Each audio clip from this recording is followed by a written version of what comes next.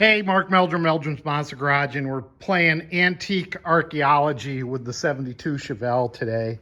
And as a lot of you guys know, they put build sheets under the seats. I've already had the front seat out, didn't find a build sheet there. And then I got the back seat out, and if you can see over there, the frickin' mice probably ate the build sheet. You can see all sorts of paper remnants there. And then as you look at the back seat, the big old mound here.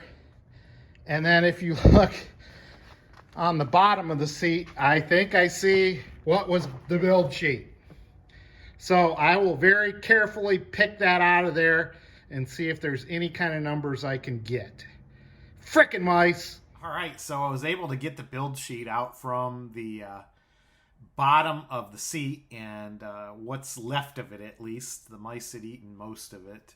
But a technique I invented, and maybe it helps you out in the future, is I decided to use a little Armor All to moisten the build sheet before I started picking it out. And it worked quite well.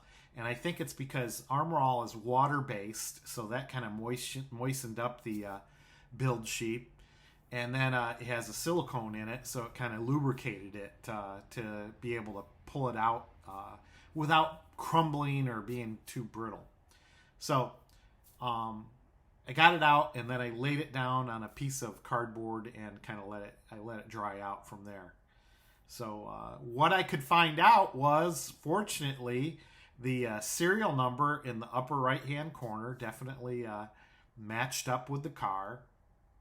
And I could read the option codes, maybe not the whole line of the option code, but I was able to see that it has A01, tinted glass, A52, which is a bench seat, B84, which is body side molding, B93, which is door edge guards, C05, folding top, obviously this is a convertible, and then the L48 350 4-barrel V8, which is still in the car and looks totally original to me, along with the M38 automatic transmission, which is a turbo hydromatic 350. The car has M40 power steering, and then the tires, PX6, are F78 by 14 with a white wall stripe.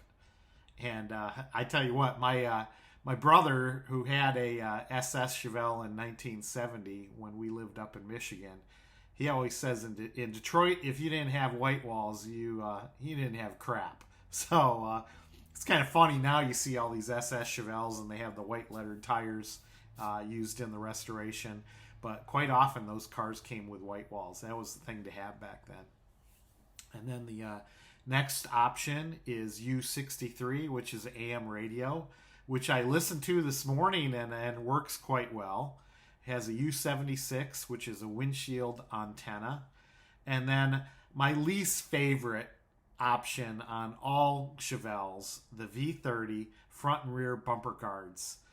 There's a couple reasons I don't like that option. It's just because it, once you put it on the car, you can't take it off because it'll actually scratch your bumper. And I just don't think they look that great. But hey, they're on the car now, and we're not going to take them off.